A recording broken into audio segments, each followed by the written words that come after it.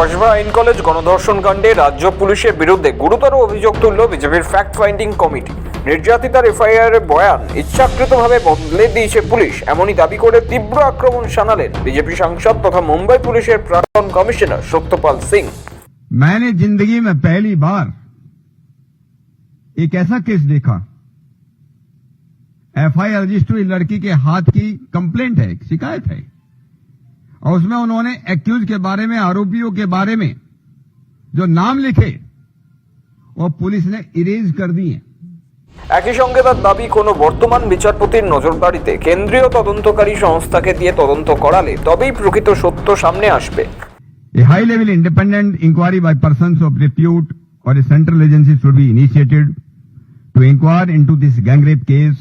সত্যপাল সিং বলেন, এই প্রথম দেখলেন এফআইআর এ নির্যাতিতার তরফে অভিযুক্তদের যে নাম লেখা হয়েছিল তা কেটে দিয়ে শুধু এমজে লেখা হয়েছে। পুলিশ নিজের মতো করে অভিযোগপত্র বদলে দিয়েছে।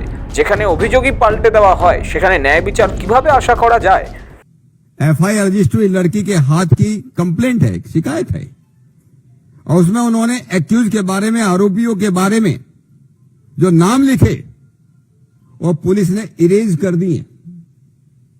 पुलिस ने इरेज करने के बाद उसकी जगह कहीं जे लिख दिया, कहीं एम लिख दिया, कहीं एम लिख दिया। कि पहली बार आरोपियों के नाम किसी को मालूम न चले,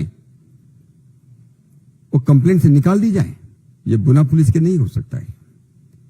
जो एफआईआर को बदल दें, मूल दस्तावेज को बदल दें, क्या उन लोगों से हम उम्मीद कर सकते हैं कि पीड़िता को न्याय मिलेगा?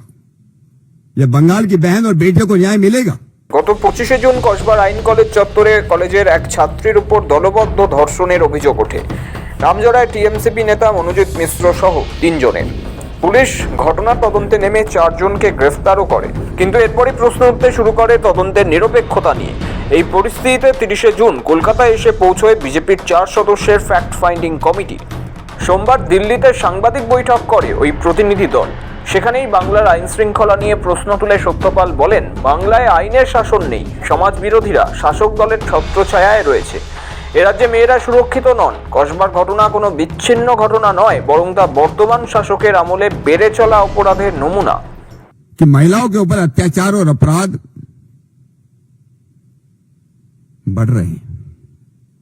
बहुत सी ऐसी घटनाएं हमारे सामने आई कि पुलिस एफआईआर रजिस्टर नहीं करती, और अगर एफआईआर रजिस्टर भी होगी किसी कारण से, उसका ईमानदारी से पुलिस के द्वारा उसका इन्वेस्टिगेशन नहीं होता। व्यवस्था पूरी तरह से ध्वस्त है, प्रशासन एकदम से पस्त है, और बंगाल की जनता एकदम से त्रस्त है। প্রতিনিধি দলের অপর সদস্য ত্রিপুরার প্রাক্তন মুখ্যমন্ত্রী বিপ্লব দেবের অভিযোগ আরও বিস্ফোরক। তিনি বলেন, মনোজিৎ মিশ্রের নামে আগেও পুলিশ মারধর, কলেজ চত্বরে অশান্তি এমন একাধিক অভিযোগ রয়েছে, কিন্তু তার বিরুদ্ধে কোনো ব্যবস্থা নেওয়া হয়নি। কারণ মনোজিতের পেছনে ছিলেন স্থানীয় বিধায়ক তথা কলেজ পরিচালন সমিতির chairman Ashok Deb. Attempt to murder का केस है, जिसके ऊपर श्लीलताहानि का केस है, जिसके ऊपर पुलिस को मारपीट करने का केस है, जिसके ऊपर आर्म्स लेके घूमने का केस है। इतने सारी केसेस होने के बावजूद इसको वहां नौकरी में रखा गया है। तो जो अशोक देव है, तृणमूल का जो एमएलए है, जो उसका गवर्निंग बॉडी का चेयरमैन है, इनको एक्यूज्ड क्यों नहीं बनाया जा रहा है? इनको पूछताछ क्यों नहीं किया जा रहा है? पूरे घटना तृणमूल कांग्रेस स्पॉन्सर्ड इनके सिस्टम द्वारा किया गया है। বিপ্লব দেবের কটাক্ষ, মমতা বন্দ্যোপাধ্যায় বাংলাকে অপরাধীদের স্বর্গরাজ্য বানিয়ে ফেলেছেন। हम रोहिंग्यास के बारे में बात करते हैं, हम पाकिस्तान के बारे में बात करते हैं।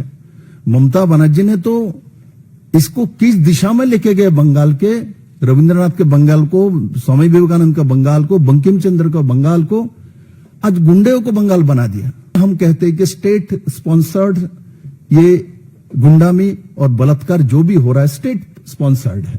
এ প্রসঙ্গে গত বছর আরজিকর মেডিকেল কলেজের এক চিকিৎসক ছাত্রীর ধর্ষণ ও খুনের ঘটনাও মনে করিয়ে দেন সত্যপাল।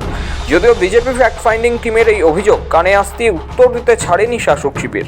বিজেপি শাসিত রাজ্যগুলিতে নারী নির্যাতন সহ দুর্নীতির প্রসঙ্গ টেনে এনেছে তৃণমূল। কিসের ফ্যাক্ট ফাইন্ডিং টিম? আজকে এসে বলছেন নির্যাতিতার পরিবার ফোন তোলেনি, দোষ দিচ্ছেন পরিবারকে, কখনো দোষ দিচ্ছেন মিডিয়াকে। কোথায় থাকেন মশাই? যখন কার্তিক মহারাজ তার বিরুদ্ধে ওই মহিলা ভয়ঙ্কর যে অভিযোগগুলো আনেন, ফ্যাক্ট ফাইন্ডিং টিম ফ্যাক্ট খুঁজতে তখন গেলেন না কেন? কোথায় থাকে আপনাদের ফ্যাক্ট ফাইন্ডিং টিম? আর ওই জাতীয় অমুক কমিশন, মহিলা কমিশন, যখন উন্নাও, হাতরাস, প্রয়াগরাজ, উত্তরপ্রদেশে কদিন আগে পুলিশ রেপ করেছে, কনস্টেবল রেপ করেছে স্টুডেন্টকে। কয়েকদিন আগে সরকারি হসপিটালে মধ্যপ্রদেশে নার্সকে ঢুকে গলা কেটে খুন করেছে। পুনেতে ডেলিভারি বয় সেজে বাড়িতে ঢুকে রেপ করেছে। পরপর সারা ভারতে যে ঘটনাগুলো ঘটছে আপনাদের রাজত্বে, আপনাদের রাজ্যগুলোতে পাবেন বলে আপনাদের ছেড়ে রেখেছে। আর বিপ্লব দেব, ওনার সময় ত্রিপুরায় কি কি হয়েছিল কেউ জানে না, তাকে আবার কষ্ট করে সারা দেশের মানুষ বুঝছে যে বিজেপি মানেই নারী নির্যাতন, অত্যাচার, এবং বাংলা যথাযথভাবে জবাব দেবে গণতান্ত্রিক পদ্ধতিতে। শাসক দল প্রশ্ন তুলেছে, বিজেপি শাসিত রাজ্যে একাধিক অপরাধের ঘটনা ঘটে, তারপরও বিজেপি কোনো মন্তব্য করে না। বিজেপি কসবার ঘটনাকে হাতিয়ার করে রাজনৈতিক ফায়দা তোলার চেষ্টা করছে বলে অভিযোগ করেছে তৃণমূল। রাজনৈতিক চর্চা তো চলছেই, তবে এসবের মাঝেই সতর্ক প্রশাসন, জারি তদন্ত। ব্যুরো রিপোর্ট, সময়, কলকাতা।